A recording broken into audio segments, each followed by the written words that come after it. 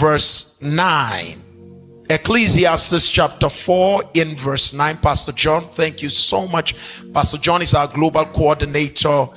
He travels with us everywhere to make sure that things work. Can we have the scriptures? Yes.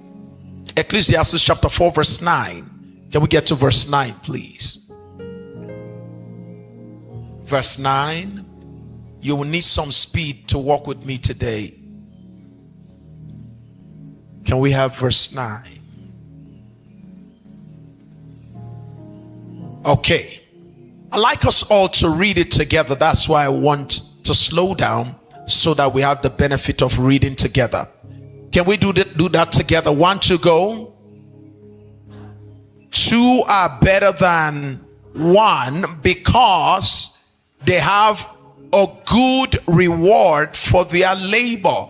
I want you to keep your eyes on the reason why you need to be married. Number 1, 2 are better than what? 1.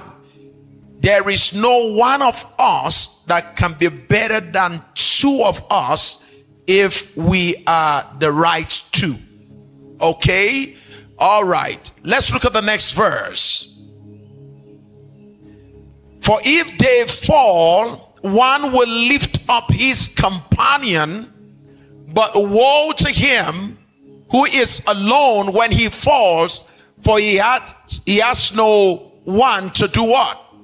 Help him up. So one of the things you need to see about the 2 we're talking about here is that we're talking about a 2 that have the capacity, any of them has the capacity to be able to lift up whoever falls.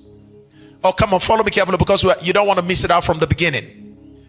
The kind of 2 we have is such that if any of the 2 falls, any of them has the capacity to do what? To lift up the other, easily so. It therefore tells you that this is not a union of 2 weak people. Are you getting what's going on here? This is not a union of 2 impoverished, weak. This is not a union of 2 needy individuals. This is not a union of 2 individuals in need of rehabilitation.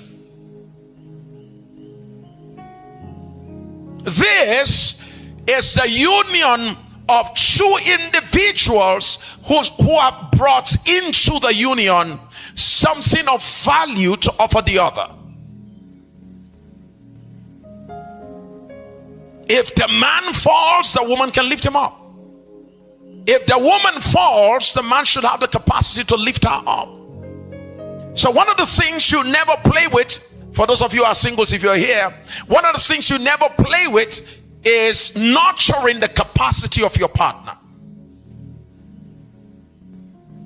My father married a woman who, unfortunately, my mother was not educated. And my mother was not, she was not only one woman who was not educated, my mother was not empowered. My mother was also not equipped. My father did not envision her. My father did not equip her.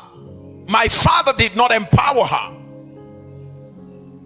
If there's anything my mother had of the 5 things a woman should have, is that my mother had encounter with God. Somebody wants to say, Reverend Sam, what are the 5 things? Okay, one of the things every man must watch over in his wife, one of the things you must nurture consistently is to create an environment that nurtures her constantly being empowered. You want to make sure that the wife you have is empowered, but let me say this also. You want to make sure that when she comes into your kingdom, she's envisioned. Don't forget that she came into your kingdom. You were placed in a domain and you are the king of that domain. And the woman originally, she was brought into your kingdom. The assignment of the man is to envision the woman about his kingdom. This is what this kingdom is all about. Well, let me make it clear. This kingdom is not your father's kingdom. Come on, am I talking to somebody in the house of God? As the first thing a man needs to do with a woman, you want to make her know that the kingdom she has come into is not the kingdom she's coming from. I'm trying to show you where we fail. There is no proper education. There is no proper envisioning. So the first thing I did with Mary Oye when she came into my house was to make sure I give her an understanding of where I'm going to, what this kingdom is all about. Envisioning. First of all, you've enlisted her. Marriage begins with enlisting. You enlist the woman into your life. You then need to envision her properly. I know there was what to call the pre-envisioning before you got married. That's just to give an idea. When she comes inside, you want to open up the entire blueprint. You want to make her understand every detail of what the assignment is all about to the extent to which you know. Envisioning. Enlist her, envision her, equip her. She needs to be equipped. She needs to be empowered, deployed to function.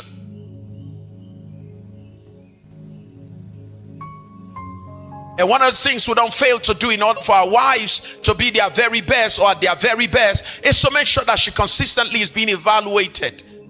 It's nothing wrong to check, how are you doing? How are you doing what you're doing? Are you having any challenge in what you're doing? My wife would say to me from the very first year of our marriage, she would say to me, how do I need to conduct myself in your kingdom?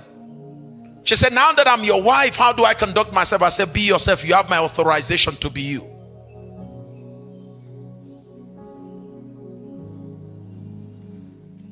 She said, but the members of the church, I said, you married me. I said, so you have the authorization from the one you married to be yourself. Second year of the church, she said to me again, now that the church is growing, she said, how am I supposed to conduct myself now that the kingdom is growing? I said, be yourself. I said, don't let me wake up to a woman I can't recognize. In terms of skill sets, whatever you need, in terms of skills, abilities, and performances and all of that, we will work on all of that. But for now, the one who is in charge of this kingdom says, be yourself. You were not handed over to somebody else to be his wife. The church is the wife of Christ. You are my wife. The church is the wife of Christ. I am only a steward assigned to the wife of Christ. He left his wife here, decided to go to heaven, and called me from pursuing my career as a geologist and said, would you please consider standing around with my wife, making sure she's okay, making sure that the people who come around my wife are properly taken care of. So you are going to be a steward. You are not to be her husband. My wife is my wife, and she's not going to be a polyandrous woman. She can't be married to me and be married to you. That's why I also give you the right to be married to somebody else. And I do not permit you to be polygamous. You can marry your wife and have my wife as your wife.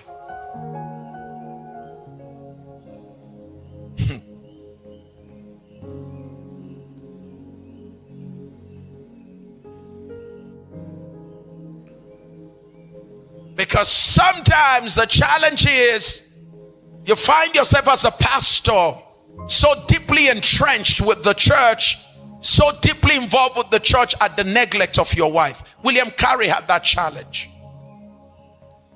It was a very painful situation for his wife, which resulted into her having mental health issues. Yes, sir. Father of modern day mission. Go and read about her. You won't be told, but I'll tell you, because it's my job. I've researched most of the people we celebrated, including someone like John Wesley. John Wesley's marriage was the worst thing on earth. The worst. It was so bad that when Molly the wife of Wesley, when his wife decided to leave, Wesley called his brother. He said, brother, I want to tell you something. He wrote him. He said, she has gone. He said, she left. He said, I'm not going to call her back. He said, I'm not going to. For him, it was freedom that she left. And the church has a way of attacking the wife of Wesley without giving attention to Wesley. Because he's the father of holiness. And you know, when they were teaching us in Bible college, they were telling us, oh, how John Wesley would preach on horseback. And so that was used to motivate us. Go everywhere, preach. We didn't know that the man was given to preaching because there was a problem at home. So it was everywhere except somewhere, home.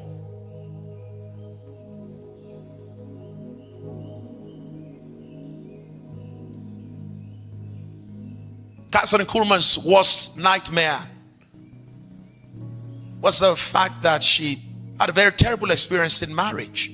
Married first who she should not have married, and experienced what she should not have experienced. Eventually stepped out of that marriage and decided she will never be married to anybody again. Like Benny Hinn will make us understand, and several other people have confirmed, she died of nothing but heartbreak. Heartbreak. And a heartbreak that she says she will not be healed from. Heartbreak. Marriage is important.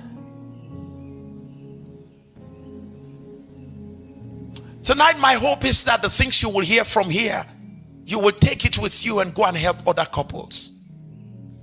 That's just my prayer.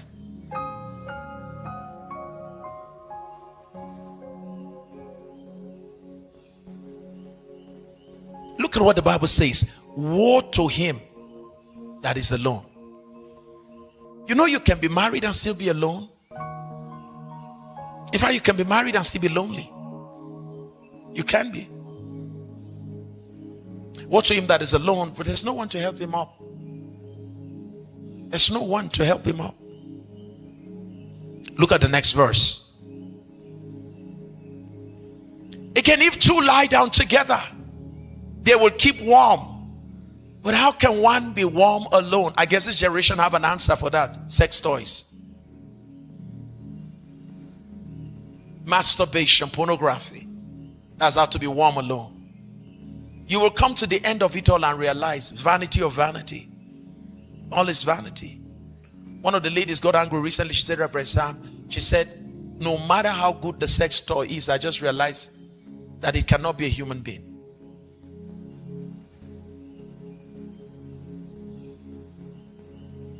Let me show you something before we go further. Proverbs chapter 18 verse 22, the Message translation. Proverbs 18:22, the Message translation. Proverbs chapter 18 verse 22.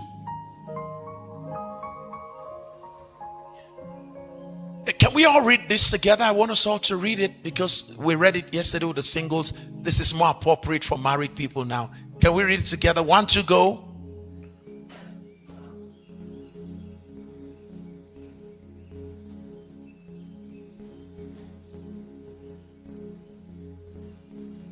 You want to have a good life. Your marriage is critical to having a good life. For singles, make sure you are not wrongly matched. For those of us who are already matched, and then we have realized that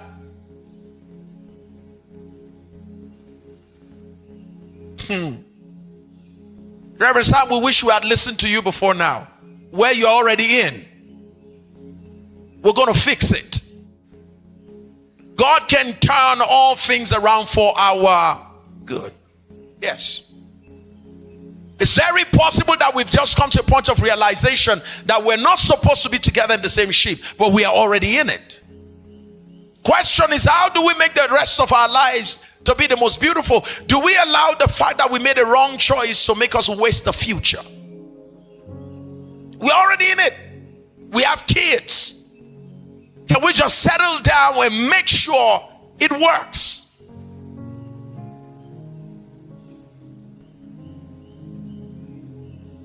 No marriage works where the couples in them don't work it. If you find any marriage working, it's because the couples in the marriage are making it work. So if you find a working marriage, you have a working couple. God can bring the two of you together. It will take dedication for the marriage to be productive. God brought Barnabas and Saul together. Separate unto me Paul and Barnabas for the work which I've called them. The Holy Ghost separated them, but conflicts broke them apart.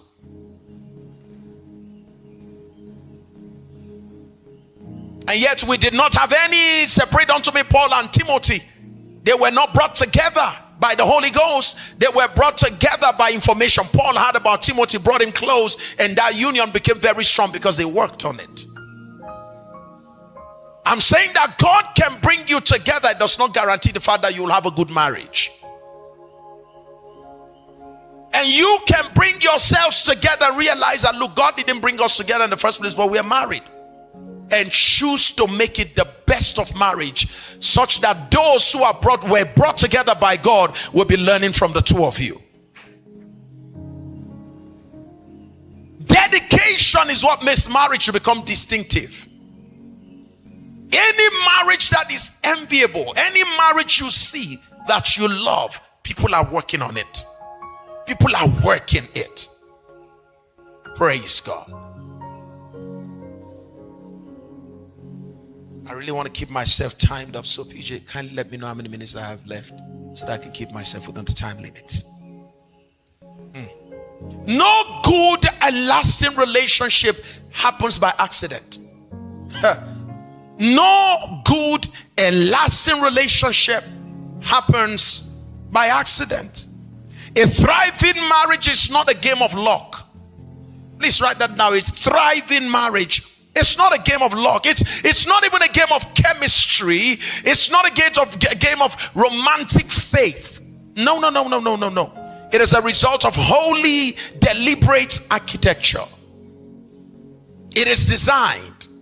If it is working because it is working by design. There's nothing God builds casually.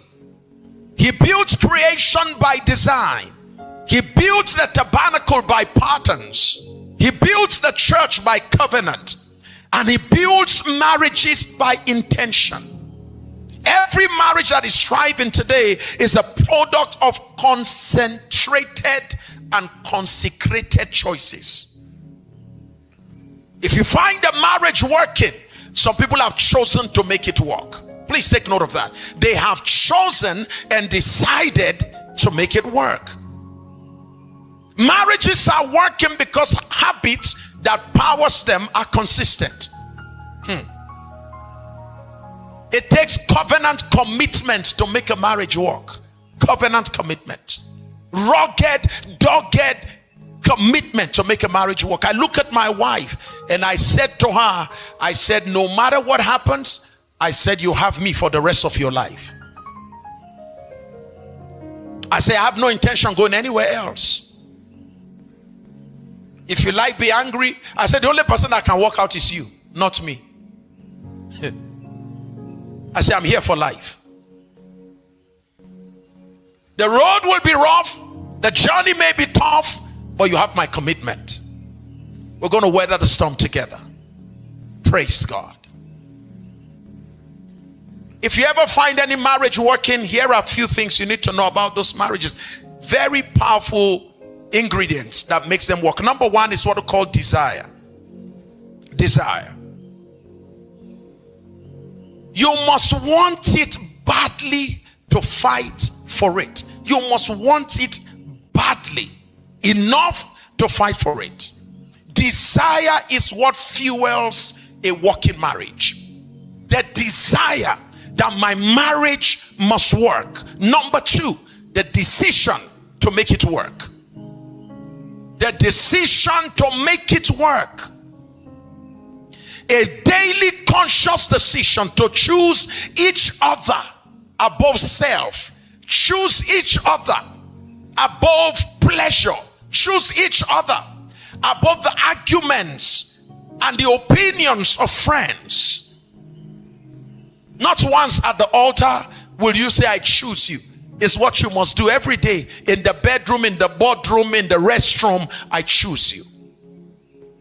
It's a decision that must be powered, number 3, by design. It begins with a desire, it moves on to a decision, and then can we sit down and design how this marriage is going to work? How are we going to raise our kids? How? We don't raise children accidentally. There's what we call intentional parenting. So my wife and I agreed when we were raising my son when he was born, we had agreed. And we said from the first year until the 16th, we said he is going to have me as the loving father. I said she is going to be the tough mom. And I said later we're going to switch roles. I said the daddy he knows to be loving and the mommy he was beginning to look at with critical eyes will suddenly switch. And we had clear reasons for that, because we had known from the beginning that he was not going to school in our country, in his university. So we were preparing him for where he was going to. We were clear about our parenting strategy. One of the things that we had that gave us so much joy at our son's graduation was not that he graduated with honors. Yes, he did. Fantastic result. One of the best schools in the United States. That wasn't just our joy. It was great that he did that. That's his own result. So when he got his own result, we also had our own result. Classmates after classmate, faculty members after faculty members will look at my wife and say, Mr. Oye, Miss Oye, you raised your son well. I said, boy, you can go with your own trophy, your honors. We're also going with our own. We raised you well.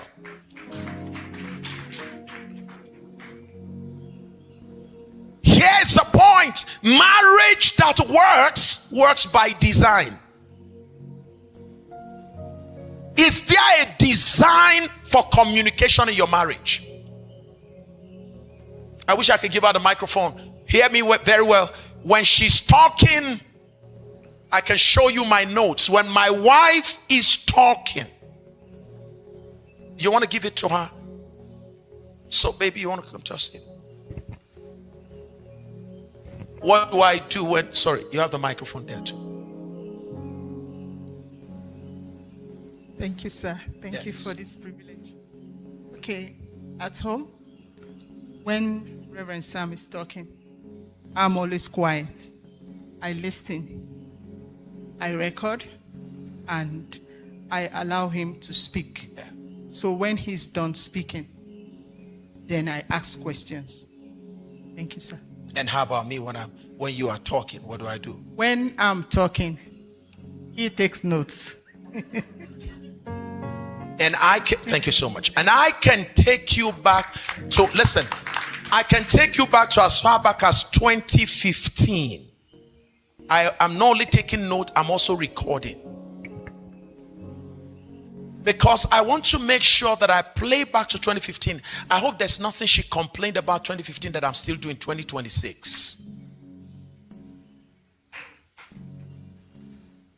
I'm talking about intentional design. You cannot live accidentally and expect to have a well-structured result.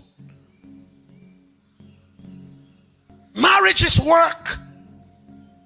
The beauty of marriage that is structured is the kind of children you bring out of it. They grow up to become citizens, leaders. They grow up to become people who add value to their world. They are not nuisance. For the whole years my son spent in the university, Pastor Pete, not one day did my son go for party. In a school where they party every weekend. My son only went to watch movie three times. And of the 3 times he was going, his lecturer was taking them out. And that was in his final year. And he would call me and say, hi dad, my lecturer wants to take us out on a movie. I just thought I should let you know, is it okay that I go? I said, David, you're free to go. I said, what time are you going? He told me when they are going. I said, what time are you supposed to be back? I said, you know the rules. As soon as you're back, you give me a call. I will stay awake until you come back. So I was awake past midnight Nigerian time. And he called and said, Daddy, we're back. 2 hours only.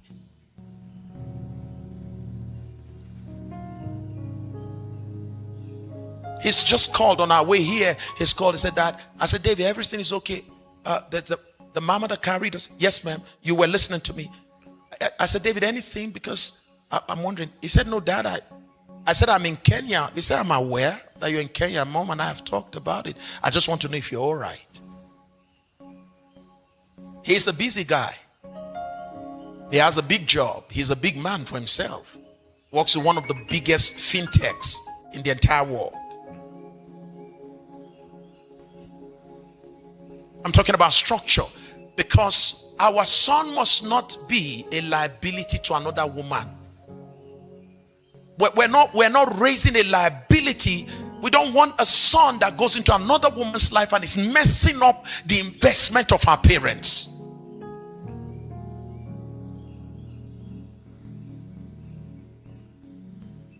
Do you have a design, financial design? First of all, do you know your money personality as a couple? We started with my wife not knowing our financial design. We didn't have a financial design. So I would give my wife money. She would tell me the budget, because we learned budgeting very early. So my wife would tell me how much she needed to go to the market. And then my wife would go into the market. Pastor Joe, you know the story. My wife would go into the market, Pastor Pete. I'm expecting my wife to come back with groceries, with meat and all kinds of things that we wrote down. And when my wife is coming back, she's coming back with something different. And I'm like, welcome. And I'm like, what's going on, baby? She's like, guess what? When I was entering the market, I saw these guys. It was a big opportunity. They were selling things on discount. I said, okay, I appreciate all. I said, but where are the things that we... She said, no, I used the money for the one I saw on the road. I'm like, Jesus. Now that's not how I was raised. I was raised by a father who gives me a particular amount on Monday as my school money. And on Friday, I come back to give him account how I spent my money. How I spent the money. And dare you not spend all my father gave you? You mean I gave you $10 and you spent $10? No, you've got to come back and tell my father, I spent $7, I kept $3. My father says, you're a wise boy. And I'm like, Lord, what kind of marriage is this? And now I've learned also that I can't attack that, because that's how she came up. So we have to figure out how to build up a design. So we started working on a budget. And I said, you know the rules now? You buy everything that is on the list first. And then I got to realize our money personality. My wife will work so hard. My wife will save money. My wife will call me and say, hey baby, guess what? In the early days of our business, she's like, I have 5 million. I have 5 million. I'm like, why? You made 5 million so early? She's like, yeah. And she's like, do you need it for anything? I'm like, no, keep it. And in my mind, we have 5 million in the family.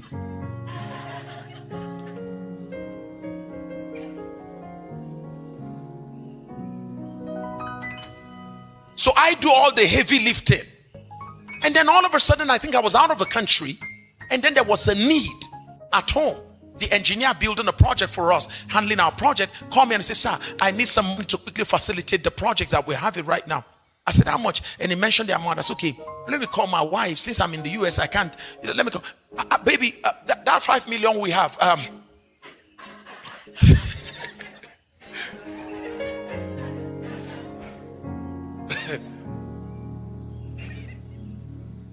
She was like, which one?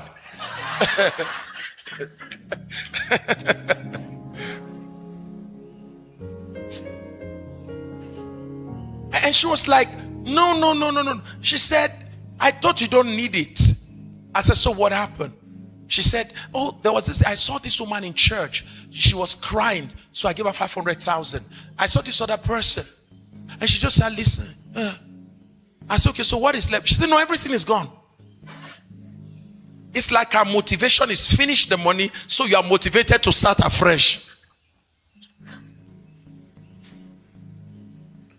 I said, Lord, have mercy.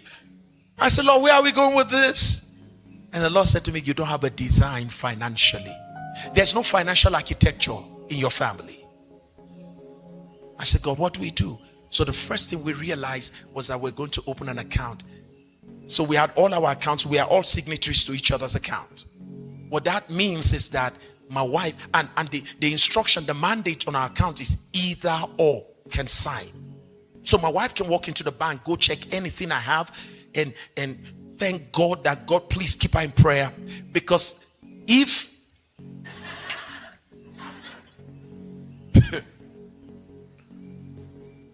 keep her in prayer, please. Because what I'm telling you is a very serious matter. Because if she had fallen in love with anybody yesterday, they would have just carried the entire money and go to Bahamas. So please keep praying for her that she will remain in love with me. Just joking. So the point we're making here, we have to create a structure. Okay? We have to create structure. So we have to open up an account. She has a business account, and then we have to open up another account. And this time around, there's no ATM card, and there's no check to that account. I will never forget how that, and we had an arrangement what money should be going there. Barely 6 months into using that account, my wife called me and she was like, baby, I can't believe it. I have 20 million in my account. I said, that's the 20 million you would have spent. You know why? Her money personality is she's a saver spender. My money personality is a security person. I'm not a high risk person. There are 5 money personalities, I'm sure you know. Okay, the way you're looking at me like you don't know it. Okay, that will be another time. There's a whole lot. 5 money personalities. You can take time to read that out. So my money personality is security. I don't like anything that has to do with school fees taking me unawares. I don't like when we're renting a house. I don't want anything on rent. I don't want any financial embarrassment in my life. My wife is the saver. She will work hard and save the money and blow. She's called to enjoy life.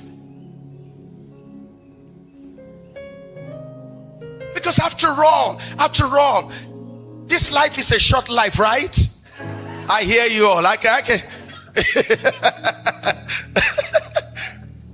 This is a short life, right? So that's why God paired the two of us together. If not for her, I would not have the joy of earning. If not for me, she would not have the pleasure of a future. Can you see why our personality types and our money personality, can you see how it complements each other?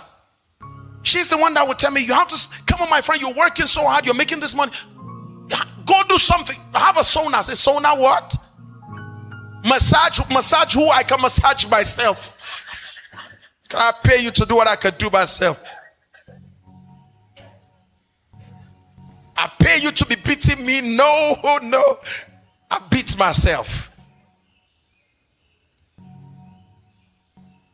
So her coming into my life is balanced out a lot. The point I'm making is design. What kind of parenting style were we going to adopt? There are 4 parenting styles. Authoritarian parenting style. I'm sure you know that. Authoritarian parenting style is where there is what we call rules and regulations, but there's no relationship. There's authoritative parenting style. Authoritative is where there's rules, there's regulation, there's relationship. And then of course we have the indulgent parenting style where there is no rules, no regulation, but there's relationship. We are lovey-lovey, but there's no rules. Do whatever you want to do, mommy loves you. Indulgent, always hugging in the family, no rebuke, no correction, no direction, no instruction, no boundaries, just love, just hugging, you know. At age 12, the boy like, mommy, I want to ride your car. Oh my, you too, your mommy. The child, there's a need to be needed, which is being used to manipulate both. The mother's need to be needed is being exploited by the son to manipulate the mom. And so tears, cry, tantrums are used. Anytime the boy goes into a frenzy, the mother goes into a release. Mommy, I want this. No, you can't have it now. What? He begins to cry. Sorry, Danny, don't cry. Because again, the mother needs the boy in order to feel validated. So when dysfunctional parents are raising children, they use the children as a means to an end. We're not talking parenting today. So we have the uninvolved parenting style where there are no rules, no regulations, no relationship. Go out anytime you want, whenever you want to come back, come back. Who is there? Mom, it's me. I just came back past 2 a.m. in the morning. Welcome. Your food is on the table. Where are you coming from? Nobody cares. You just brought in a new iPhone 17. Nobody cares to ask you, where did you get it from? Lawless living. So think about this. Imagine a situation whereby I have a lady who comes from a home where the parenting style used to raise that child is uninvolved. No rules, no regulation, no relationship. And then she's getting married to a guy who comes from a home that is authoritarian. Rules, regulation, no relationship. There's going to be conflict. Now the guy is just simply going to be acting from a structured place. Sorry, ma'am, please. Can you put that thing? What is all this? He's just trying to be structured. That's the environment he grew up in. Now she was not used to having things properly structured. Conflict is going to begin. Now you will hear things like they need to have a divorce due to irreconcilable what? Differences. The reality is irreconcilable ignorance. Because the cause of this conflict is from our family background. This is not coming from us, it is coming through us.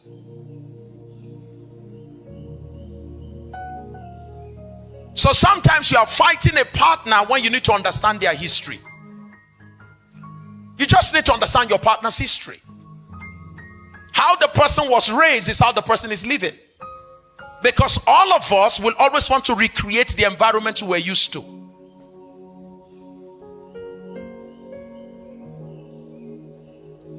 When the Pentecostal church goes quiet like this. So we said if you're going to have a successful marriage, number one, we said there must be what? Desire. Number two. Decision. Number three, there must be what? Then there must be discipline. Discipline is the training of the mind and the body to accomplish the goals you have set. The training of your mind and your body to accomplish the goals and the objective that you as a couple have set together. If you've come up with a parenting design, discipline means stick to it. So we have decided that we're going to be an authoritative parent where there'll be rules, there'll be regulation, and there'll be relationship. In fact, we have decided to put it this way. The first thing our children are exposed to is relationship, because we want to mirror God's way of raising children. The first thing God started with Adam was not with rules. He began with relationship. Adam was exposed to God before Adam was exposed to God's rules. So he was exposed to a good and gracious God before he began to understand the laws and the rules and the regulation that governs the operation of that relationship. Similarly, we decided that we're going to have relationship with our kids. We'll make sure they have rules. We'll make sure they have regulation that governs how they function. Because the world is not a lawless world. They will have to abide by rules and regulations somewhere around the world. And we want to make sure that they get exposed to that from home. So it is love before law. Not law